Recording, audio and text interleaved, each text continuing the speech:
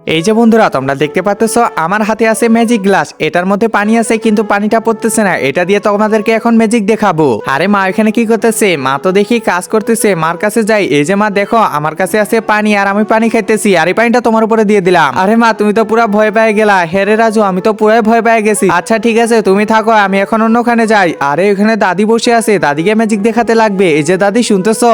কিরে রাজু এই যে তোমার উপর পানি দিয়ে দিলাম। আরে আমি তো ভয় পেয়ে গেছি পুরাই। দাদি তুমি তো পুরাই ভয় পেয়ে গেছো, ভালো হইছে। হ্যাঁ তুইও পারিস। আমার ছেলেটা যে কি করে না, এটা এখন তাড়াতাড়ি নিয়ে যাই। আরে রাজু কি করতেছিস? এই তো বাবা কিছু না, পানিটা আমার উপরে দে দেখি। আরে না না থাক, তুমি ভিজে যাবা। আরে দে বলতেছি, সমস্যা নেই। আরে না না, আরে তুই দে, সমস্যা নেই। আচ্ছা ঠিক আছে দিতেছি। এই যে পিছায় যায়, এই যে দিলাম। একজন মা কতটা আপন হয়ে থাকে, যার মানেই তাকে জিজ্ঞাসা করে দেখো। তো দেখা যাক বন্ধুরা এই মায়ের জন্য কে ভিডিওটিতে লাইক এন্ড সাবস্ক্রাইব করে।